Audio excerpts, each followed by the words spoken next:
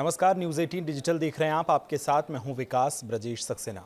दिल्ली में प्रदूषण काफ़ी गंभीर स्थिति में पहुंचता जा रहा है। राष्ट्रीय राजधानी दिल्ली में वायु प्रदूषण का स्तर लगातार चिंताजनक भी बना है।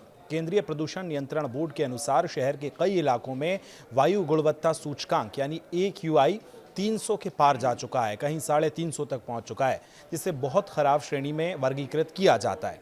इस गंभीर स्थिति से निपटने के लिए प्रशासन ने प्रदूषण कम करने के उपाय के तौर पर कर्तव्य पथ के आसपास ट्रक माउंटेड वाटर स्प्रिंकलर तैनात किए हैं।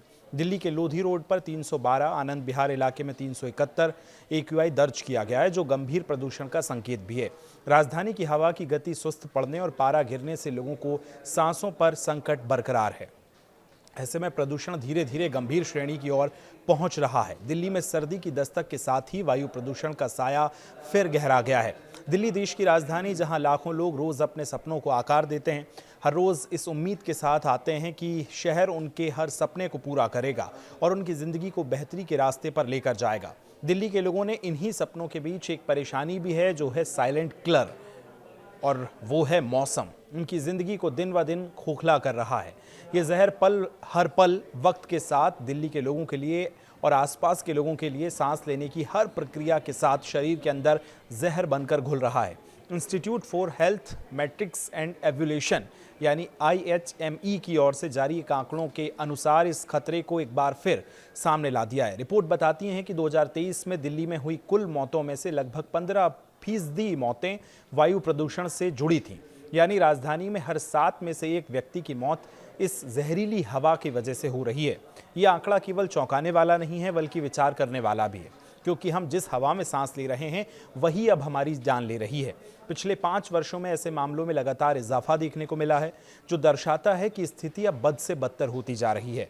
साल 2018 में वायु प्रदूषण से संबंधित मौतों की संख्या 15,786 थी और अब 2023 में बढ़कर 17,188 हो गई थी। इन आंकड़ों से साफ है कि दिल्ली की हवा में मौजूद जहर हर साल और अधिक खतरनाक होता जा रहा है। स्विस संगठन AQI एयर की रिपोर्ट के मुताबिक दिल्ली विश्व की सबसे प्रदूषित राजधानियों में लगातार 7 साल से पहले स्थान पर है। ऐसा होना यह दिखाता है कि वायु प्रदूषण अब एक साधारण पर्यावरणीय समस्या नहीं, बल्कि जन स्वास्थ्य संकट भी बन चुका है।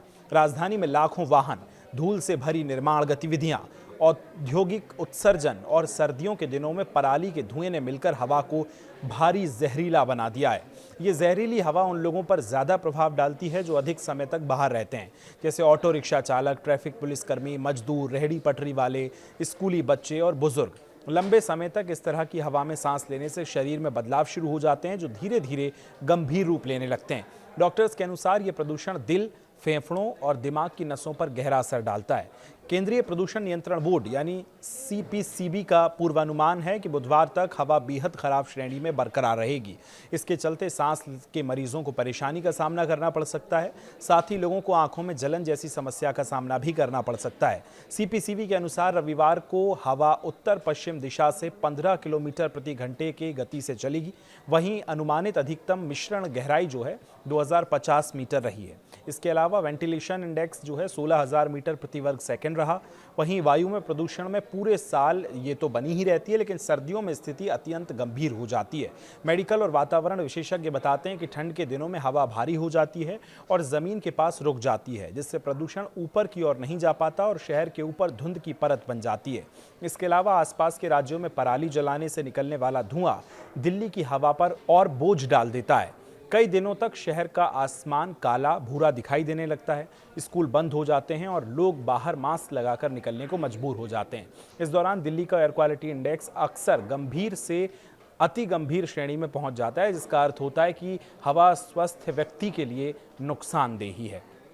तो अभी तो सर्दी शुरू हुई है, AQI 300, 350, 370 तक पहुंच रहा है, लेकिन ये AQI जो है 500 तक पहुंचता है। अब ऐसे में आप अपनी सेहत का बेहद ध्यान रखें। आप इस पर क्या सोचते हैं और क्या सरकार इस बार AQI को कम करने की दिशा में, वायु प्रदूषण को कम करने की दिशा में जो काम कर रही है वो बेहतर हैं, या आप कुछ और भी चाहते हैं? कमेंट करके ज़रूर बताएं। फिलहाल शुक्रिया।